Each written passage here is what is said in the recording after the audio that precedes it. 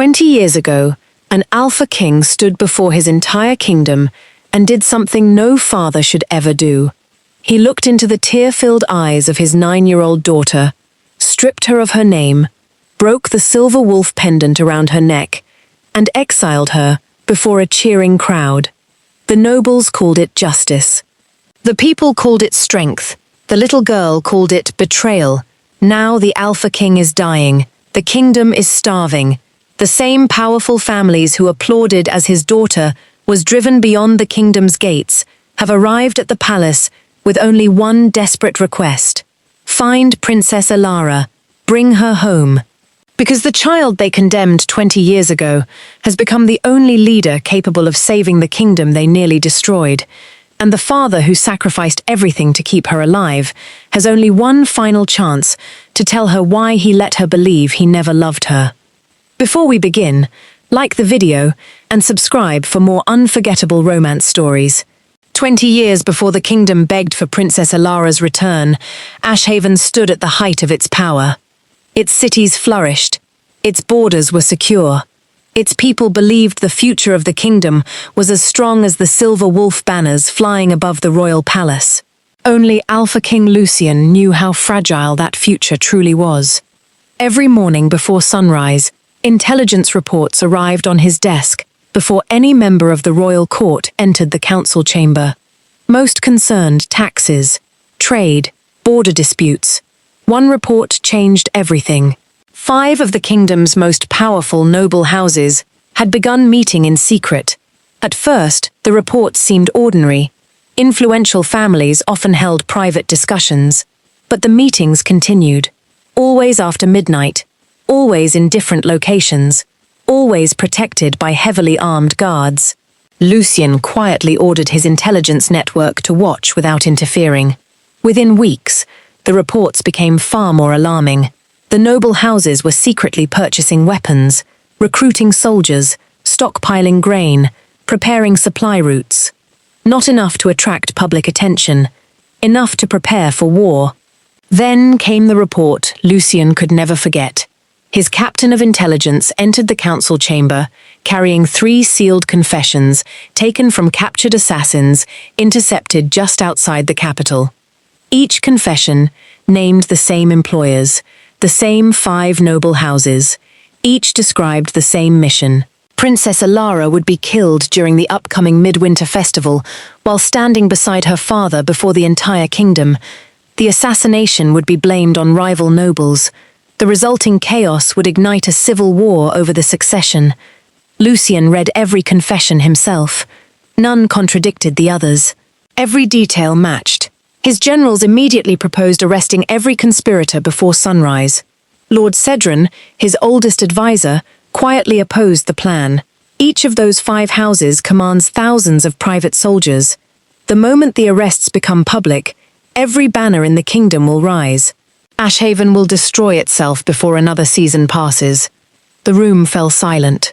Lucian spent the next several days searching for another solution. He considered placing Alara under permanent guard. The assassins would simply try again. He considered secretly sending her to another kingdom. The nobles would claim he intended to restore her claim later and continue preparing for war. He considered publicly naming another heir. There was no legitimate heir. Every path led to the same destination. His daughter remained the reason ambitious men were preparing to drown the kingdom in blood. That evening, Lucian found Alara in the palace gardens, chasing 2 young wolf pups through the grass. She laughed so freely that even the palace guards smiled as they watched. When she finally noticed her father, she ran toward him, carrying a handful of tiny white flowers. "These are for Mother." Lucian accepted them carefully. She still visited her mother's memorial every week, not because anyone reminded her, because she wanted to. As they walked together through the gardens, Alara looked up at him. "Father, will I really become queen one day?" Lucian looked at the child beside him. She wasn't dreaming about power. She simply wanted to know what tomorrow might look like. "Why do you ask?" "One of my tutors said, some people don't think girls should rule kingdoms." Lucian smiled gently. "And what do you think?" she answered without hesitation. "I think if someone loves the kingdom enough to protect it, Nothing else should matter. For a moment, Lucien couldn't speak. His daughter already possessed the heart of a ruler, and that was precisely why she had become the kingdom's greatest danger. The morning of the midwinter festival arrived beneath brilliant blue skies. The capital overflowed with celebration. Silver banners hung from every tower. Children filled the streets. Merchants shouted happily across crowded marketplaces. No one realized the kingdom stood only a single decision away from civil war. Inside the palace, servants dressed Elara in her ceremonial cloak. The silver wolf pendant her late mother had given her rested proudly against her chest. She admired herself in the mirror before spinning happily toward her father. "Do I look like a real princess?" Lucien forced himself to smile. "You look exactly like your mother." Her face lit with pride. Then maybe she'd be proud of me too. The words stayed with Lucien as they stepped into the royal procession. Thousands of citizens cheered as father and daughter climbed the ceremonial platform together. The royal herald stepped forward to begin the annual blessing. Lucien raised one hand. The square slowly became silent. He unfolded a royal decree. His voice carried across every corner of the capital. "Beginning today, Princess Elara is stripped of all royal titles." Confusion spread instantly. She is removed from the line of succession. She is permanently exiled from the kingdom of Ashhaven. The celebration collapsed into stunned silence. 9-year-old Elara stared at her father. She searched his face for the smile that would tell her this was some terrible misunderstanding. It never came. "Father, what did I do wrong?" Lucien never answered. His silence hurt far more than any words could have. He stepped forward himself. With trembling hands, he removed the silver wolf pendant from around her neck. For one brief moment, he closed his fingers around it. Then he dropped it onto the marble platform. The ceremonial staff came down. The pendant shattered into pieces. A sharp crack echoed across the square. Elara fell to her knees. Tears streamed down her face. "Please, I'll be better." "Please don't send me away." Every instinct inside Lucien begged him to lift her into his arms. Then his eyes found the 5 noble houses watching from different parts of the crowd. They were judging whether his exile was genuine. If he showed even a single moment of hesitation, they would continue hunting her. Lucien remained perfectly still. Brother Aldrin stepped forward and gently wrapped a traveling cloak around the sobbing child. "Come with me, princess." She looked back one final time. "Father, please." Lucien never moved.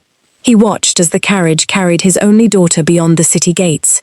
Around him, many citizens praised the king for protecting the stability of the kingdom. Others whispered that the princess must have committed an unforgivable crime. Only Lucien knew the truth.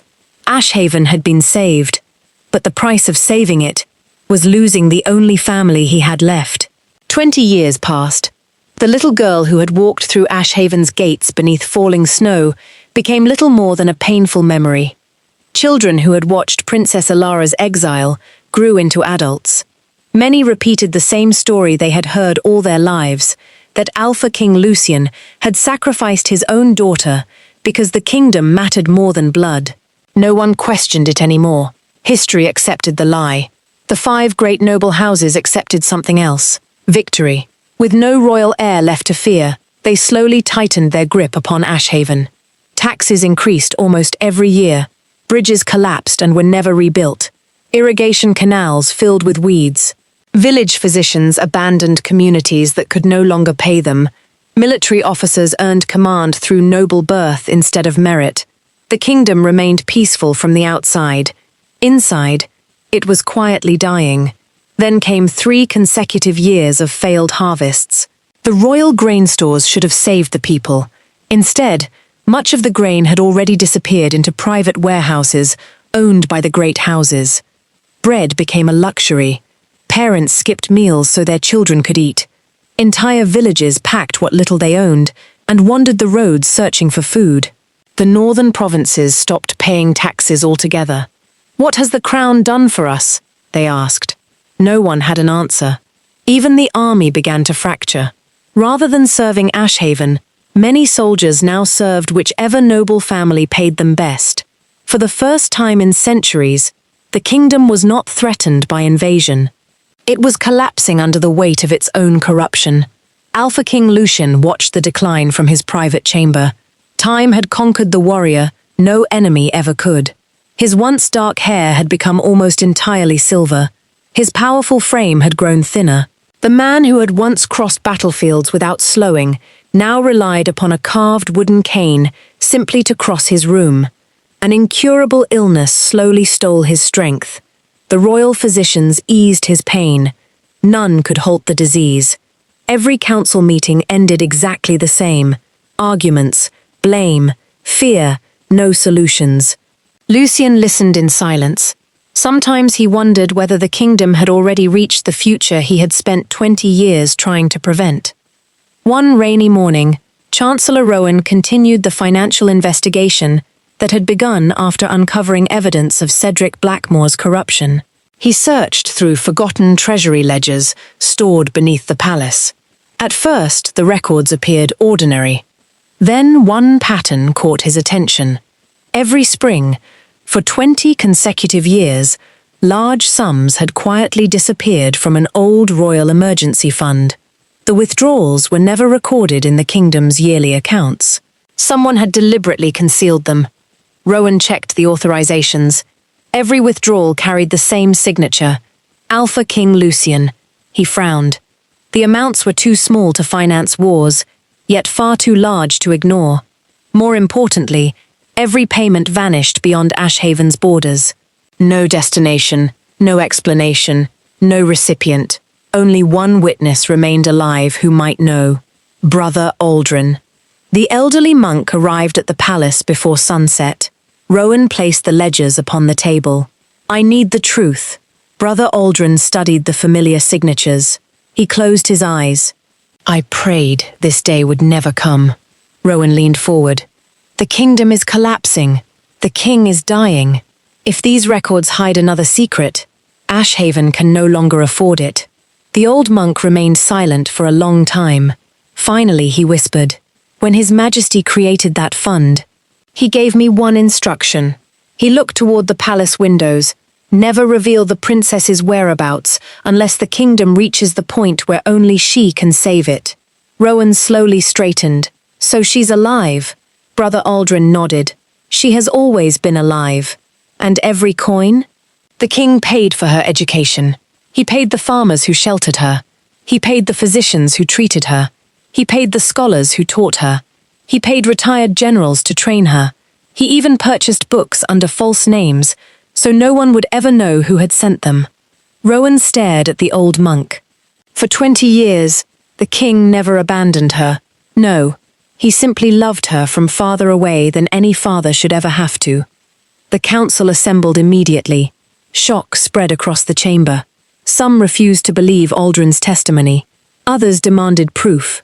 Brother Aldrin quietly produced sealed correspondence bearing Lucian's own handwriting.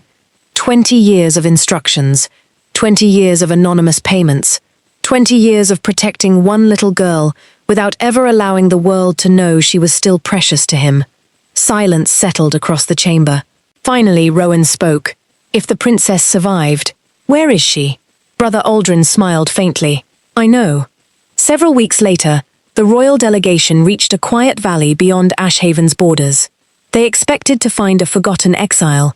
Instead, they found a leader. A damaged irrigation canal had burst after heavy rain. Farmers argued over how to save their crops. At the center of the chaos stood a woman directing dozens of workers with calm confidence. She wore no jewels, no crown, no royal colors, only practical traveling clothes stained with earth. Yet every person listened when she spoke. Arguments ended, solutions appeared. Children laughed while helping carry stones. Within hours, the canal flowed again.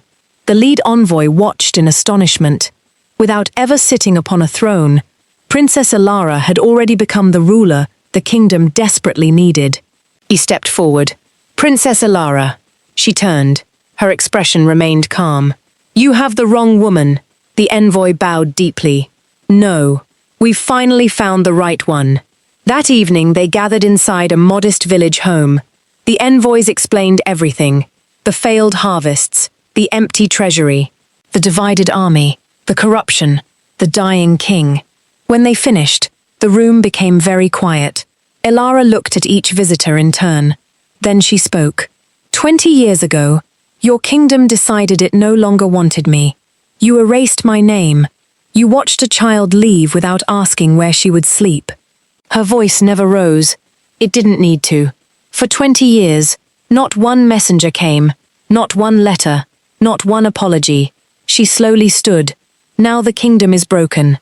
And suddenly you remember I exist. You expect me to repair what others willingly destroyed. No one answered. Because every word was deserved, the delegation left the following morning without her.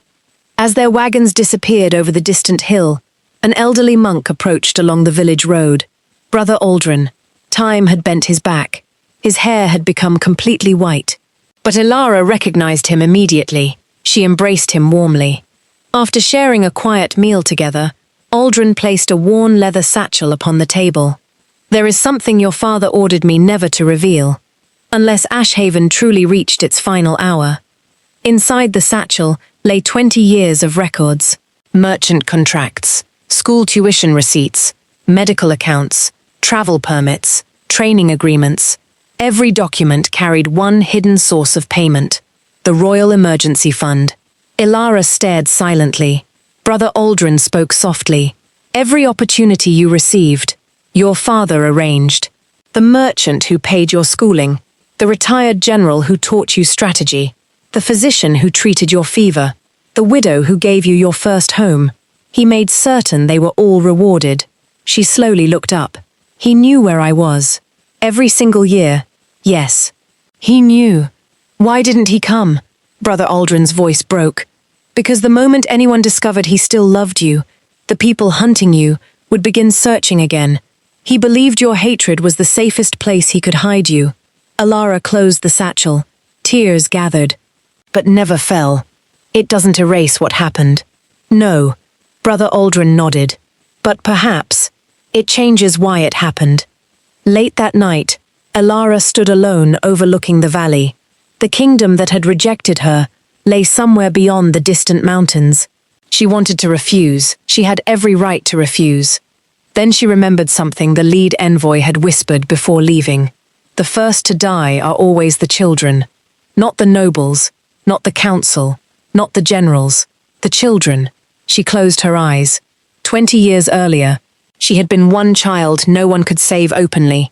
She would not allow thousands more to become victims of choices they never made. Before sunrise, she saddled her horse. Brother Aldrin watched quietly. You're going back. Elara looked toward the eastern mountains where Ashhaven waited. Not for the throne.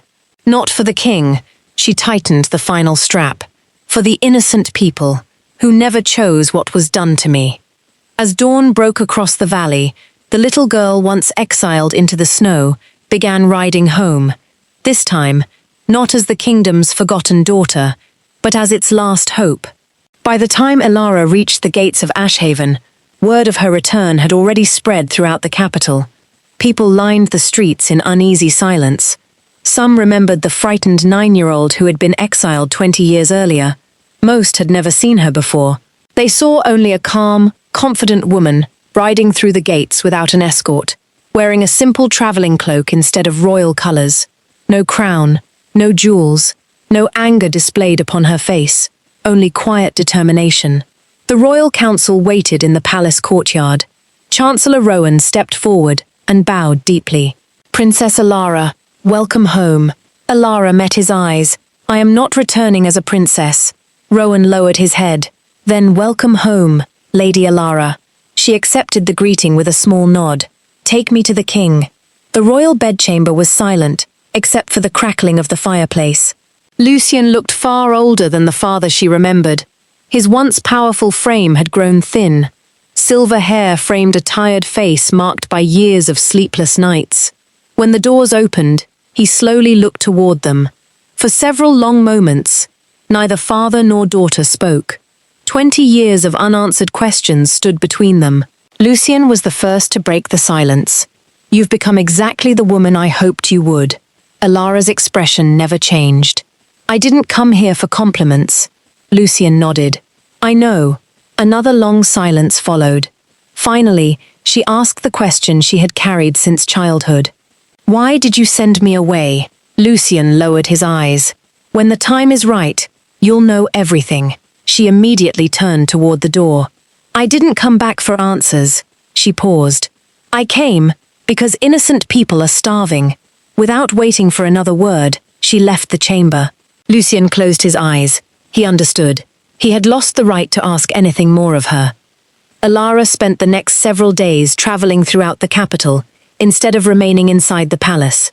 She visited overcrowded bakeries, where families waited hours for a single loaf of bread.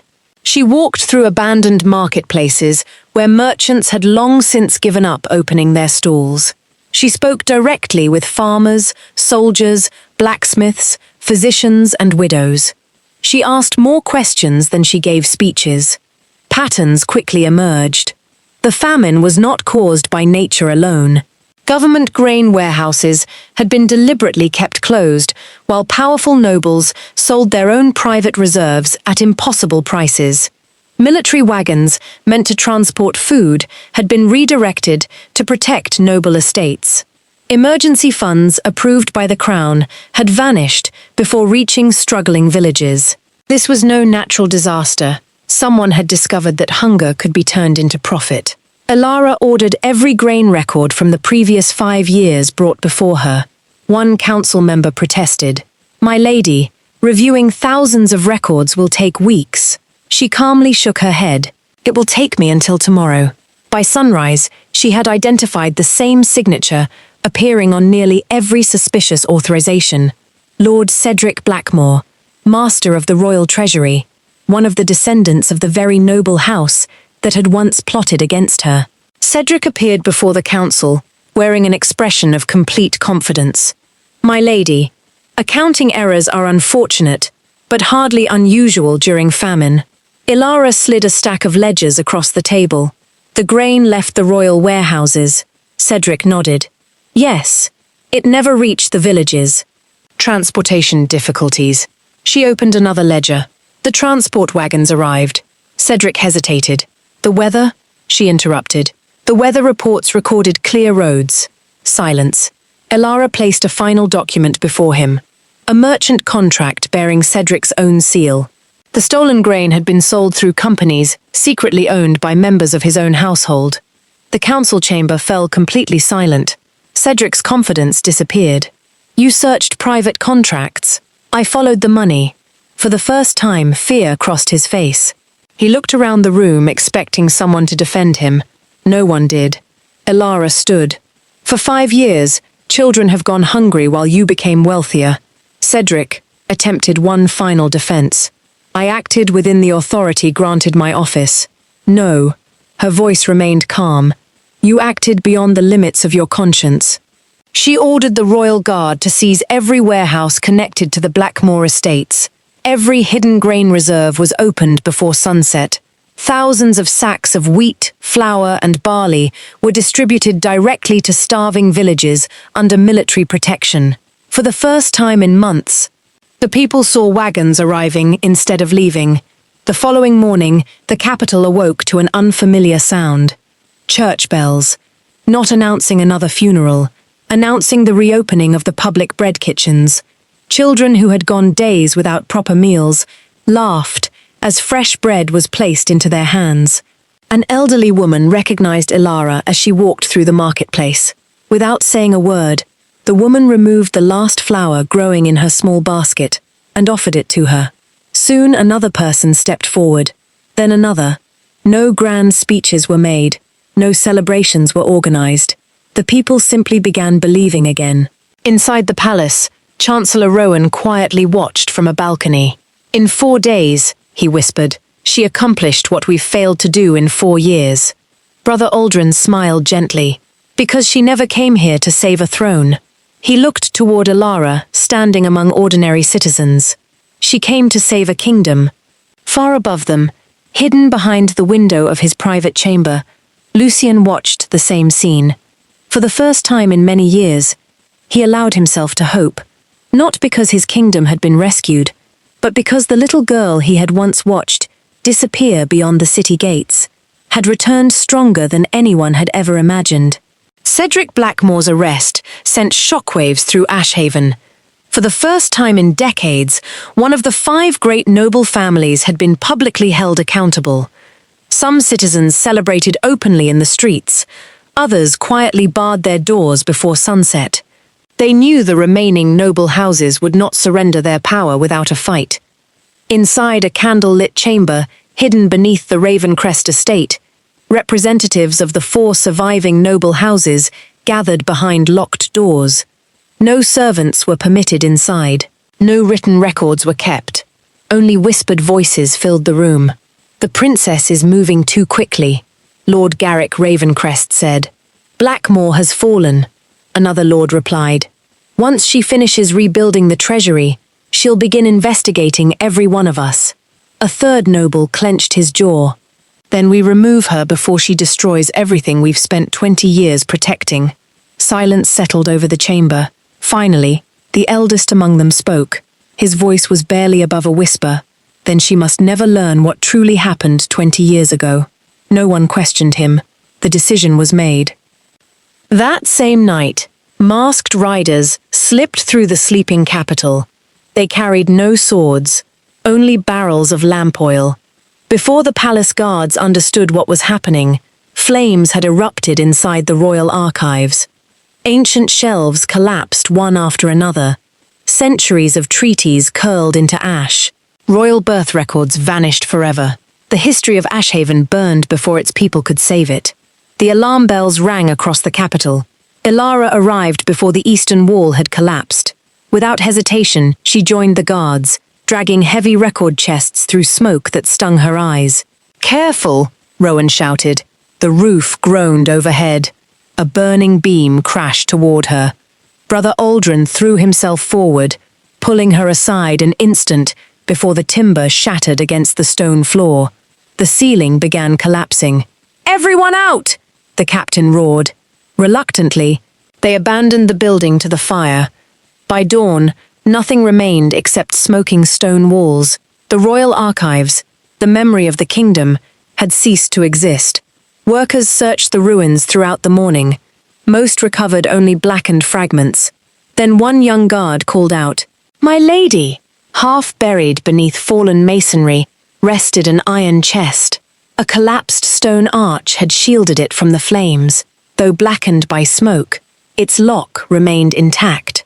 Brother Aldrin immediately recognized the seal pressed into the iron. One iron chest survived because it had fallen beneath a collapsed stone arch that shielded it from the flames.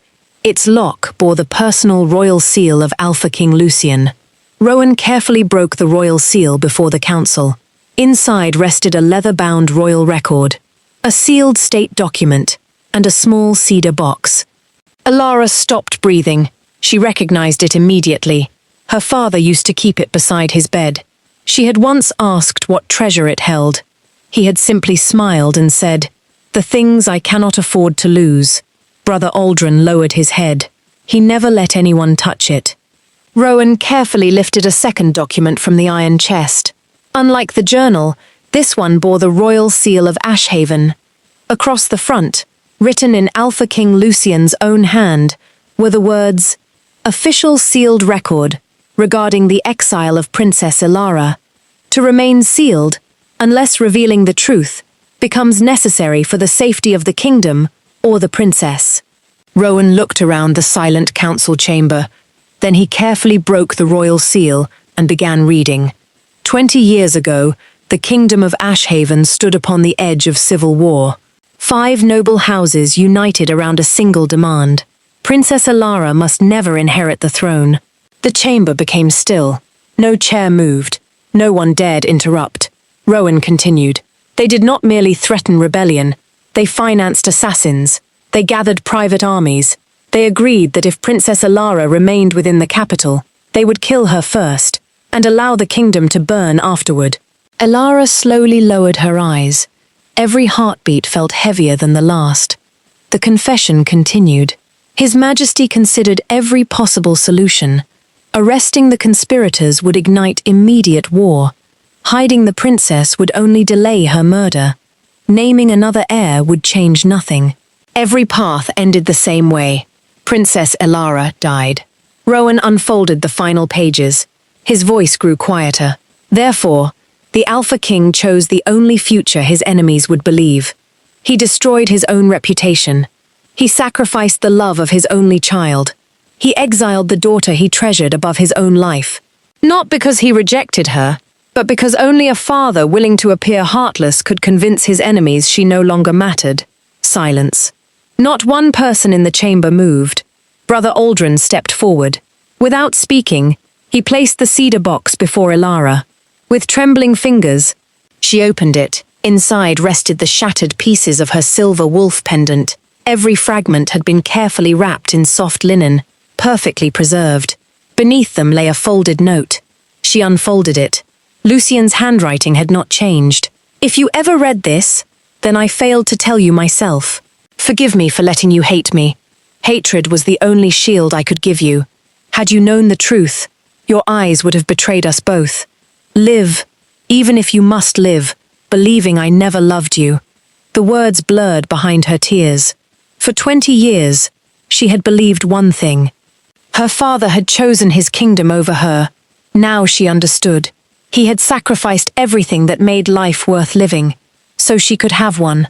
She slowly folded the note. Her hands shook so violently, the cedar box nearly slipped from her grasp.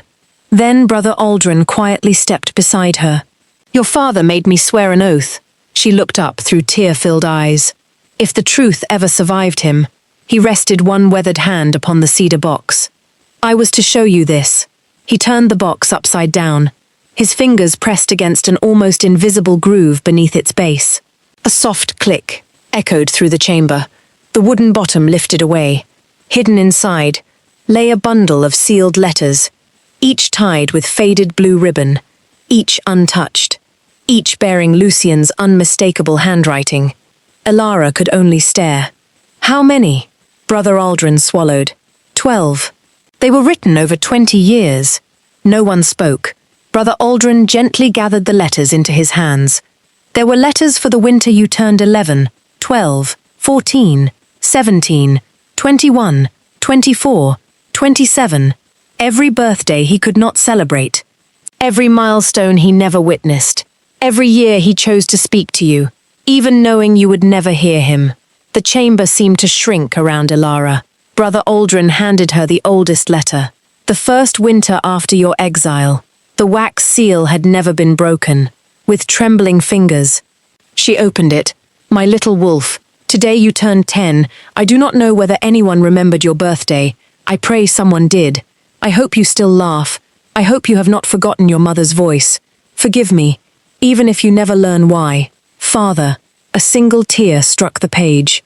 She opened another. My little wolf, today you became 15. By now, you probably hate me. Good. Hatred will keep you farther from this kingdom than love ever could. If hating me keeps you alive, then hate me with all your heart. Father her breathing faltered. Another letter. Today you became 18. Somewhere, my daughter became a woman. I was not there to see it. That is the punishment I chose. I pray no one ever tells you differently. Father. The room had grown so quiet that even the crackling fireplace sounded unbearably loud. She reached for the newest letter. Its paper was still almost white. Only months had passed since it had been written. My little wolf, if this letter is ever read, then either I finally found the courage to tell you the truth, or history has done it for me. I have grown old. Some mornings I struggle to remember the sound of your laughter. That frightens me more than death. If there is another life beyond this one, I hope you allow me to be your father again. And perhaps then, I will be brave enough to keep you. Always, Father. The letter slipped from her fingers. No one moved. No one dared breathe. Finally, Brother Aldrin broke the silence. I begged him to send them. Elara slowly turned toward him. He refused. Why? Brother Aldrin's voice cracked. Because he believed that if even one letter reached you, you would come home. He closed his eyes. And if you came home, they would kill you. Silence settled over the chamber like fresh snowfall. Every unopened seal, another year of loneliness, Another birthday spent apart. Another sacrifice no one had ever witnessed.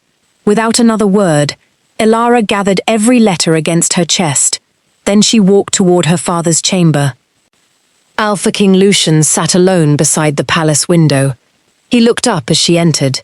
His eyes immediately fell upon the faded blue ribbon wrapped around the letters. He closed his eyes. You found them. His shoulders slowly lowered. So, the truth survived. Elara stood motionless. Why didn't you tell me? He answered without hesitation. Because if even one noble believed I still loved you, they would never have stopped hunting you. You let me believe I wasn't wanted. I let you live. Tears rolled freely down her face. I begged you. I know. I asked what I had done wrong. Lucian's voice finally broke. There has not been one single day, in 20 years, that I have not heard you asking me that. Silence filled the room. The letters rested against Elara's heart. 20 years of love had existed. She had simply never been allowed to receive it. Slowly, she crossed the room. She knelt beside his chair. You should have trusted me. Lucian nodded. I should have. You should have let me choose. I know. Another long silence passed. Finally, she reached into the cedar box. She lifted one broken piece of the silver wolf pendant. I cannot give you back 20 years. No. And I cannot pretend they did not hurt. I would never ask you to. She looked into the eyes of the man who had sacrificed everything, so she might live long enough to hate him. Then she whispered, I forgive you. Lucian closed his eyes. A single tear escaped before he could hide it. Neither spoke again. Some wounds could never disappear, but they no longer had to be carried alone. Outside, alarm bells suddenly echoed across the capital. A palace guard burst through the doors. My king! Chancellor Rowan has urgent news. The remaining 4 noble houses have declared open rebellion. They've united their armies and are marching toward the capital. Lucian slowly turned toward Elara. For 20 years, he had protected her from those families. Now, they were coming for both of them. Elara rose. She wiped the last tear from her face. The first time, she said quietly, they hunted a frightened little girl. She looked through the palace windows. Far beyond the city walls, war horns echoed across the valley. Her voice never trembled. This time, they'll answer to the queen they created. War horns echoed across the valley before sunrise. Their deep, haunting sound rolled across the hills surrounding Ashhaven, like a warning carried on the wind. From the palace walls, Elara stood beside Chancellor Rowan and Brother Aldrin, watching thousands of banners emerge through the morning mist. 4 great noble houses had finally abandoned every pretense of loyalty. Their armies stretched across the valley below, armored soldiers marching beneath the ancient crests of Ravencrest, Thornvale, Ashcroft, and Blackmoor. The rebellion had begun. Yet something about the advancing army troubled Elara. It lacked confidence. Its lines were disciplined, but not inspired. They're expecting the kingdom to fear them, she said quietly. Brother Aldrin followed her gaze. They've ruled through fear for 20 years. Elara's eyes remained fixed on the valley. Then today they'll discover what fear cannot build. Inside the royal war chamber, reports began arriving almost immediately. The western crossings remain under crown control. The southern provinces refuse to supply the rebels. House Ashcroft has lost nearly a third of its soldiers through desertion. The generals exchanged surprised looks. None of them had expected the rebellion to weaken before a single battle had been fought. Rowan looked toward Elara. How is this possible? She walked to the great map spread across the table. Weeks ago, she rested one finger on the eastern provinces. These villages were starving. Her hand moved north. Their grain had been stolen. She pointed west. Their roads had been abandoned. Then she looked around the room. We opened the hidden granaries. We repaired their supply routes. We listened when no one else would. Her voice remained calm. The rebels are discovering something they never understood. You cannot ask hungry people to defend the men who made them hungry. Silence settled across the chamber. Every officer realized she was right. The kingdom itself had become Elara's greatest ally. 3 days passed. Lord Garrick Ravencrest pushed his army farther toward the capital, believing victory depended upon speed. Instead, every village he entered greeted him the same way. Storehouses remained locked, millers refused to grind grain, merchants packed away their goods before rebel soldiers arrived, fishermen sailed their boats to the opposite riverbank. No one attacked the army, no one sabotaged it. The people simply refused to help it survive. By the fourth day, hunger had entered the rebel camp. Arguments broke out over dwindling supplies. Officers blamed one another. Some soldiers quietly slipped away during the night. On the fifth morning, another messenger galloped through the palace gates. "My lady, House Thornvale has withdrawn from the rebellion." Another arrived before the first had finished speaking. "Blackmore's commanders have surrendered." A third messenger entered moments later. "Entire companies are abandoning Ravencrest." Brother Aldrin smiled. "They're not surrendering to the crown. They're surrendering to their own conscience." Lord Garrick refused to accept defeat. Before sunrise on the seventh day, he assembled every remaining soldier outside the capital. One final charge, one final battle, one final chance to seize the throne. The gates of Ashhaven slowly opened. Lord Garrick smiled. "They've come to surrender." Instead, Elara emerged alone. She wore no armor, only the royal blue cloak of the crown.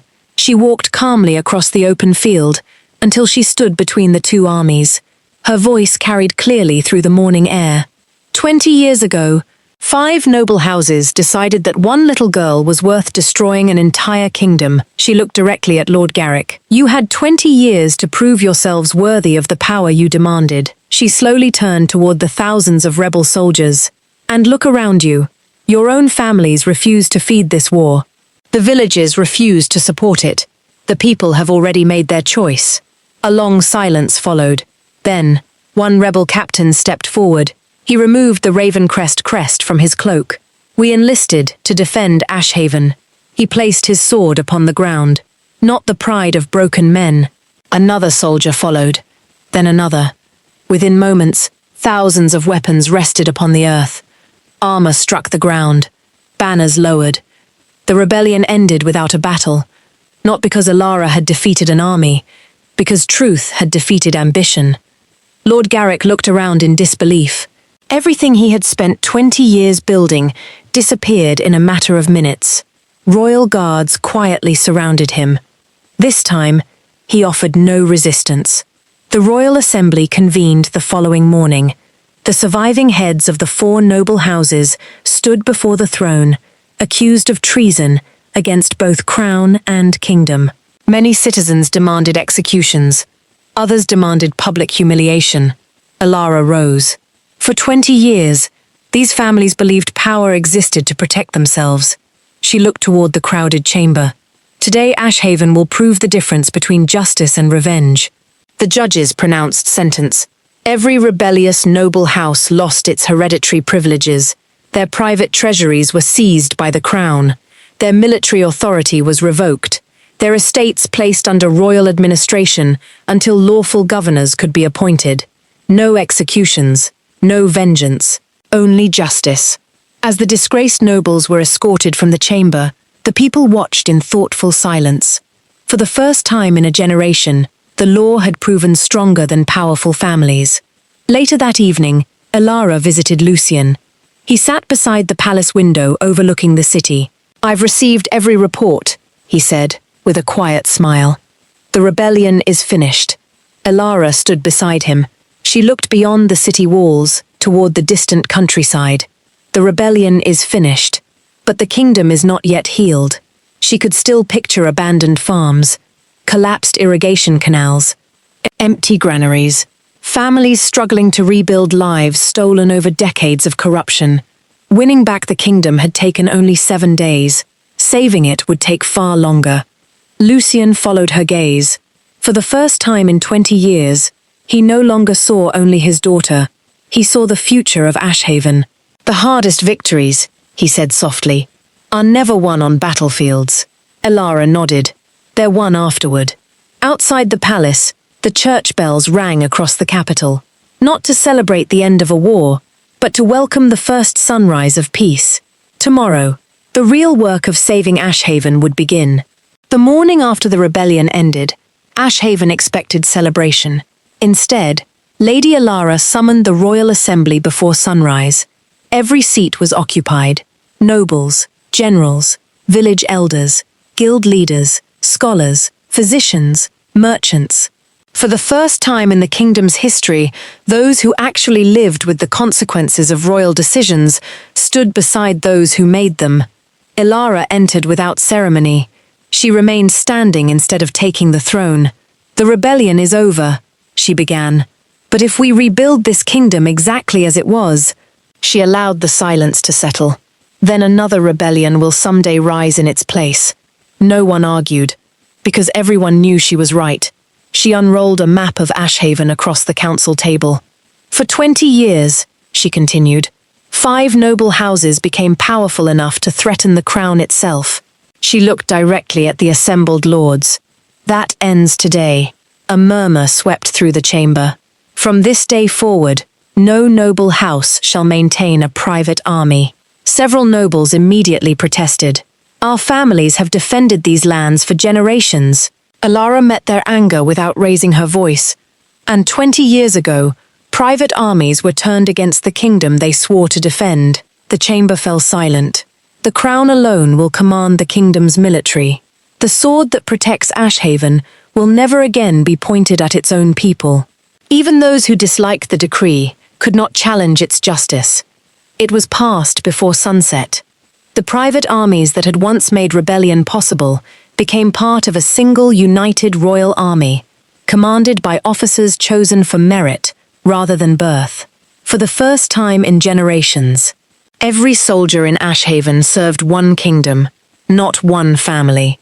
3 days later, Alara rode north to the abandoned grain warehouses. The doors still bore the broken seals placed there after Cedric's arrest. She walked slowly through the empty building. "This," she said to Rowan, "is where the famine truly began." It wasn't the failed harvests, it was the silence. She turned toward the gathered governors. No family should ever wonder whether food exists while warehouses stand full. That afternoon, she announced the creation of the Royal Grain Trust. Every province would contribute a portion of each successful harvest. Every granary would be inspected publicly. Every shipment would be recorded before village representatives. No warehouse could be opened or emptied without witnesses from the communities it served. The ledgers would remain open for every citizen to read. Corruption would no longer hide behind locked doors. Throughout the following weeks, abandoned canals were repaired. Collapsed bridges were rebuilt. Royal engineers traveled where they had never been sent before. Farmers who had nearly abandoned their fields returned to plant again. Children once weakened by hunger laughed as bread ovens reopened across the kingdom. Ashhaven had not merely survived, it had begun living again. Yet Alara knew laws alone would never change the kingdom. Its leaders had to change as well. She dissolved the old royal council. Many nobles gasped. Some protested. She ignored them. When the new council convened, it looked unlike any that had come before. A decorated commander represented the army. A physician advised on public health. A master builder oversaw roads, bridges, and irrigation. A respected merchant guided trade. A village elder spoke for farming communities. Scholars advised education. The remaining noble seats were earned through service rather than inherited by birth. One elderly lord stood. "This has never been done," Alara smiled. "Neither has exiling a child to save a kingdom. If tradition created our greatest tragedy, then tradition is not sacred." No one challenged her again. One final matter remained. The great hall filled once more. This time, every surviving noble house was present. So were representatives from every province. Lucien, though visibly weakened, insisted on attending. Supported by his cane, he slowly rose from his chair. The hall became silent. Alara stepped forward carrying a royal decree. She stopped before the assembly. "My father once believed he had to choose between protecting his daughter and protecting his kingdom." She looked across the gathered faces. He should never have been forced to make that choice. She signed the decree first, then handed it to Lucien. With trembling hands, the Alpha King added his name beneath hers. The Royal Chancellor read aloud, "From this day forward, the crown of Ashhaven shall pass not according to gender, but to the heir who has proven worthy to protect the kingdom. The law shall never again force the realm to choose between prejudice and survival." The decree was sealed before the eyes of the entire kingdom. The law that had allowed ambition to grow around a little girl's birth ended forever. That evening, Lucien asked Elara to walk with him through the palace gardens. It was the same garden where, 20 years earlier, she had chased wolf pups and asked whether she would one day become queen. Now the trees stood taller, the flowers bloomed again, the fountains flowed after years of neglect. They walked slowly. Neither hurried the silence. Finally, Lucien spoke. "I used to come here every spring." Elara looked at him. "I wondered what kind of woman you had become." He smiled gently. "I imagined hundreds of futures. You surpassed every one of them." She took a slow breath. "You gave me the chance." "No," he shook his head. "I only gave you life. You decided what kind of life it would become." They stopped beside the memorial of Elara's mother. Lucien looked toward the palace overlooking the city. Smoke rose from busy bakeries. Market bells echoed across the streets. Children's laughter drifted through the evening air. Everything he had feared losing had been restored. Not by him, by the daughter he had once been forced to send away. A peaceful smile crossed his face. "I can finally see it." Elara frowned gently. "See what?" "The kingdom," he whispered. "After me." His legs weakened. She caught him before he could fall. Brother Aldrin and Rowan hurried forward, but Lucien raised one trembling hand. No. His eyes never left Elara. He reached into his cloak and removed the royal signet of Ashhaven. For the last time, he placed it into his daughter's hands. "My queen." The words barely rose above a whisper. "I'm home now." A single tear escaped Elara's eyes. "So am I." Lucien smiled. The lines of regret that had marked his face for 20 years seemed to disappear. His breathing slowed. Then, with his daughter's hand wrapped around his own, the Alpha King peacefully closed his eyes.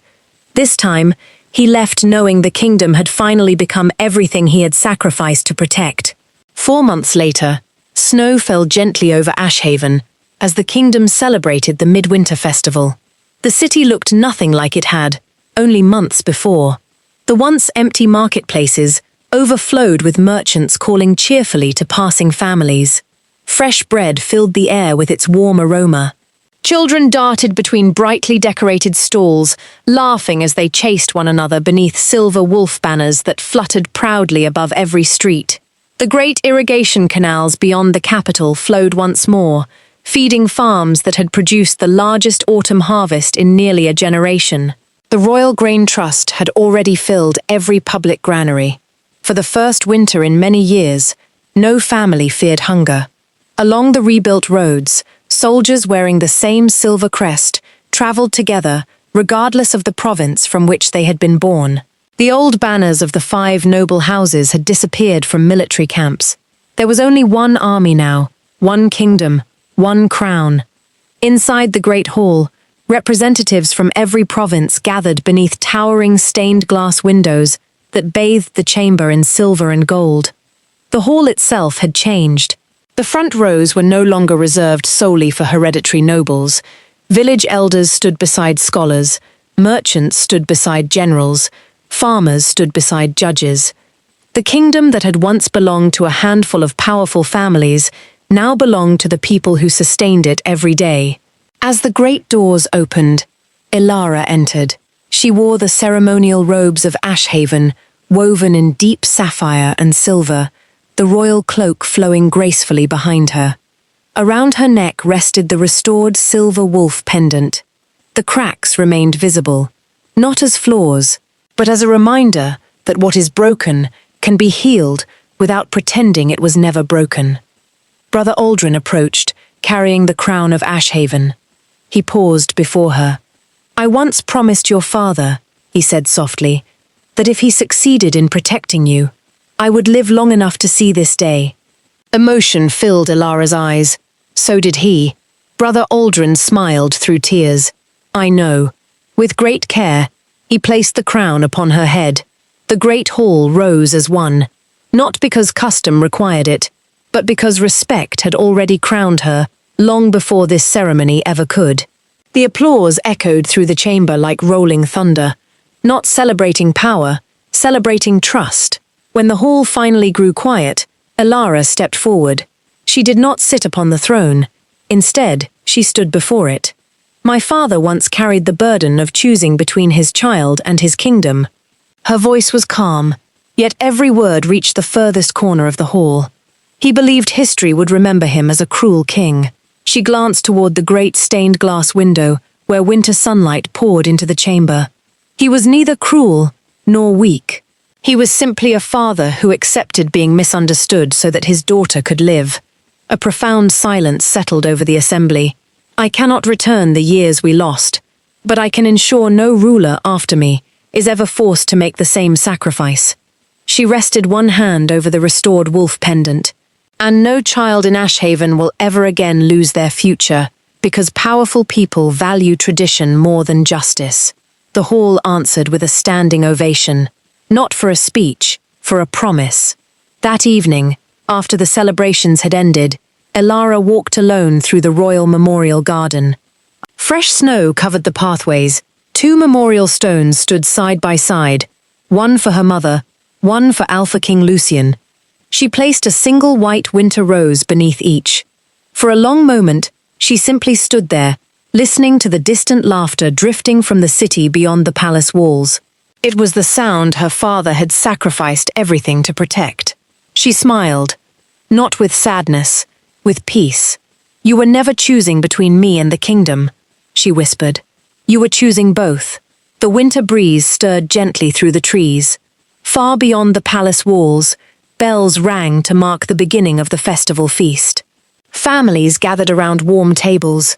Children who had never known the famine chased one another through snow-covered streets. Young girls watched the palace with bright eyes, knowing that the crown of Ashhaven could one day belong to any child worthy enough to protect the people.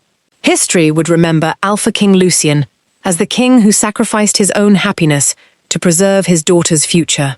History would remember Queen Ilara as the ruler who transformed that sacrifice into a kingdom where no child would ever need to endure it again. And in the hearts of the people, the greatest legacy of all was not that a kingdom had been saved, it was that love, at last, had become stronger than fear. Thank you for listening. If you enjoyed this story, don't forget to like, comment, subscribe, and we'll see you in the next story.